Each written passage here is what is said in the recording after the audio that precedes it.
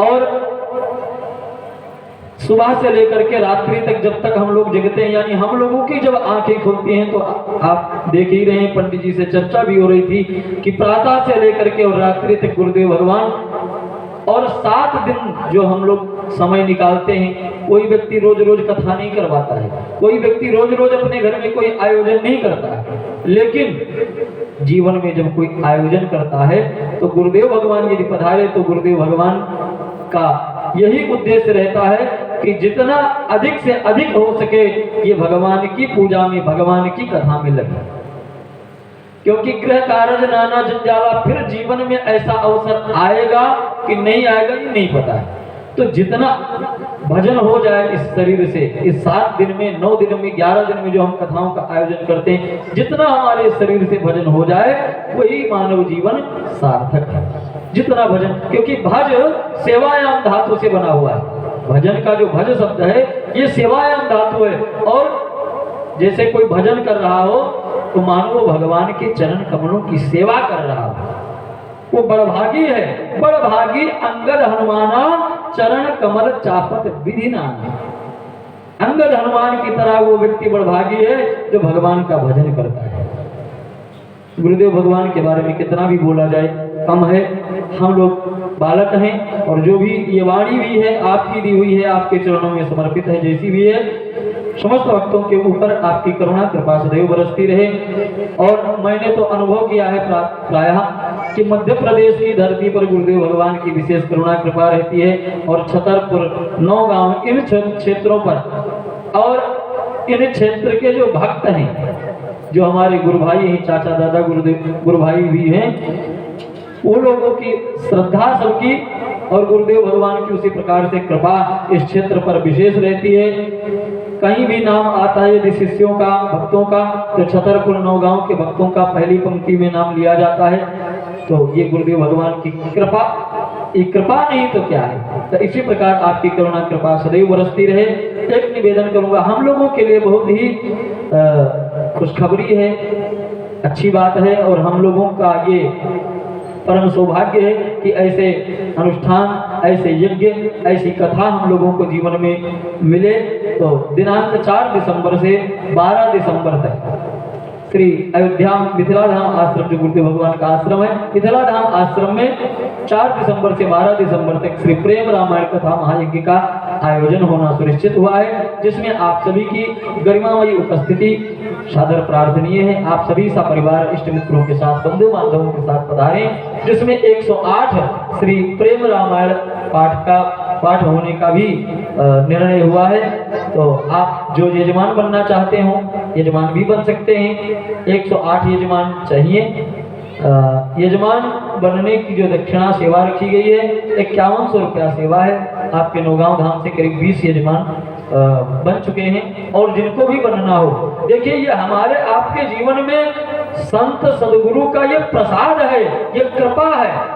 ये कृपा होती है तभी ऐसे अवसरों में सम्मिलित होने का सौभाग्य होता है। अपने घर में तो कोई भी कथा करा ले, बहुत पैसा हो, बहुत धन हो, समय निकाल ले, भगवान की कृपा हो तो करा, लेकिन जैसा कि शास्त्रों में लिखा है और गुरुदेव बताते भी हैं कि तीर्थ में और नदी के तट पर, ऐसे स्थलों पर पूजा पाठ जब तक का विशेष महत्व होता है। तो हम लोगों को अवसर मिला है, जिनको भी भाग लेना हो और आना भी चाहिए, सभी लोग पधारेंगे। मिथिला धाम आश्रम में दिनांक 4 दिसंबर से 12 दिसंबर तक होने वाले श्री प्रेम रामायण महायज्ञ में दिनांक 3 तारीख को गुरुदेव भगवान आपकी इस पवित्र पावन नगरी से श्री धाम अवध के लिए प्रस्थान करेंगे। जिन लोगों को दीक्षा लेनी है, अभी कुछ लोग चर्चा कर रहे थे, तो जिनको भी दीक्षा लेनी है कल प्रातः 11 बजे ठाकुर जी के दरबार में आप पधारेंगे। जिन लोगों को भी दीक्षा लेनी है 11 बजे कल दीक्षा आप ले सकते हैं। परसों भी गुरुदेव भगवान ठाकुर जी के दरबार के बाद ही पधारेंगे यहाँ से। तो लेकिन कल आप जो लोग भी दीक्षा लेना चाहते हैं पधारें। और जैसा कि अभी हमारे पंडित जी श्री लक्ष्मी प्रसाद वाजपेयी जी ने निवेदन किया आप सभी से कि कल सुंदर भंडारे का आयोजन है, आप सभी पधारें। आप सभी की उपस्थिति सादर प्रार्थनीय है। बहुत ही सुंदर, दिव्य और भव्य कार्यक्रम रहा। इसके मूल में गुरुदेव भगवान की कृपा, हेतु की कृपा है। हम सब भक्तगण हमारे पंडित जी, जिस प्रकार पंडित जी होना चाहिए उसी प्रकार हैं लक्ष्मी प्रसाद वाजपेयी जी। हम लोगों को भी बिल्कुल बच्चे की तरह रखे आज 7 दिवसों से। कभी हमको ये नहीं लगा कि हम अपने पिता के पास नहीं हैं। हमेशा चाहे आपके कमरे में जाके बैठे हों, चाहे नीचे बैठे हों, कहीं भी हो, चाहे मंच पर हों, पिता की तरह आप बिल्कुल प्रेम किए। आपका पूरा परिवार, आप, क्योंकि आपके ही संस्कार हैं तो परिवार तो स्वाभाविक सी बात है कि सज्जन रहेगा, प्रेमी। बहुत ही सरकार की कृपा है आपके परिवार के ऊपर। हमारे संगीत में पहले तो मैं धन्यवाद देना चाहूंगा आप सभी जो श्रोता बंधु बैठे हैं, धन्यवाद। तो क्या ये आप लोगों के ऊपर ठाकुर जी की, गुरुदेव भगवान की विशेष कृपा है जो कि आप यहाँ पधारे। नहीं तो बहुत सारे लोग हैं इस नगरी में, वो क्यों नहीं आ पाए। ऐसा आवत अति कठिनाई, ऐसे जगहों पर जाना, ऐसे स्थलों पर जाना बहुत कठिनाई। जब भगवान की विशेष कृपा होगी, अहेतुकी कृपा होगी, तभी व्यक्ति पधारता है। आप सभी बड़भागी हैं, धन्यवादी। तो पहले तो आप लोग अपने लिए जोरदार ताली बजाएंगे, श्री सदगुरुदेव भगवान की। और दूसरा, ये हमारे माइक वाले भैया बहुत ही सुंदर व्यवस्था किए हैं अपने इस सिस्टम, इस मशीनरी के द्वारा। इस कथा को आप दूर दूर तक लोगों को, अपने घर में भी जो लेटे हुए थे, सो रहे थे, उनको भी आपने श्रवण कराया। तो आपकी बड़ी सुंदर व्यवस्था रही, दिव्य व्यवस्था रही। आपके लिए भी ताली साउंड वाले भैया के लिए, नाम नहीं जानता हूँ।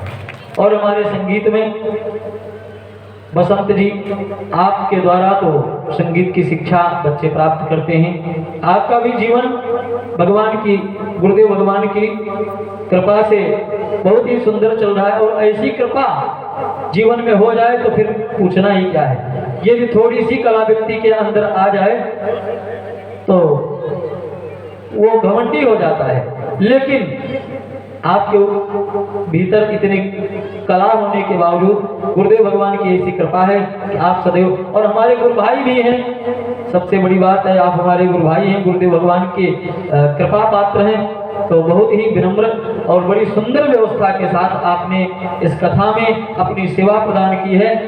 आपके लिए और सभी संगीत वाले, हमारे तबला वाले भैया तबला बजाते हैं तो पता ही नहीं चलता कि तबला में इनकी उंगली कहाँ गई, इतनी तेज उंगली चलती है इनकी। तो बड़ा ही सुंदर वादन आपका रहा। और मैं तो यही गुरुदेव के चरणों में निवेदन है कि आप भी इसी प्रकार गुरुदेव भगवान के चरणों में लगे रहें और खूब जो है पूरे विश्व में आपको लोग जाने गुरुदेव भगवान के द्वारा। हमारे मृत्युंजय भैया 3-4 कथाओं में गुरुदेव की सेवा में रहे हैं और बड़ा ही सुंदर वादन है आपका। हम तो कभी कभी कहते हैं कि भैया, अभी एक दिन आए थे तो ये अपना ये कीबोर्ड नहीं लेकर के आए थे, आप 2-2 कीबोर्ड लगाइए, दोनों हाथों से बजाते हैं। ये कला सबके अंदर नहीं होती है, ये आपके ऊपर विशेष कृपा है। क्यों? क्योंकि आप ठाकुर जी के प्रति, गुरुदेव के चरणों में आप समर्पित हैं। ये आपका सुंदर भाव है जो आपके ऊपर कृपा है। और दोनों हाथों से आप सेवा देते, दोनों हाथों से एक कीबोर्ड बजाते हुए बहुत सुंदर लगते हैं। और हमारे भैया, क्या नाम है? देवेंद्र जी। नाम देवेंद्र है तो काम भी तो देवेंद्र की तरह होना चाहिए। काम है आपका देवेंद्र की तरह। बहुत ही सुंदर गायन करते हैं आप। कभी कभी तो ऐसा लगता है कि इतना ऊंचे कैसे गा लेते हैं, लेकिन बहुत ही सुंदर कृपा है और गुरुदेव भगवान की कृपा। हमारे मिश्रा जी, हम लोग बच्चे हैं, हमारे साथ आते हैं तो आप भी बच्चे हो जाते हैं।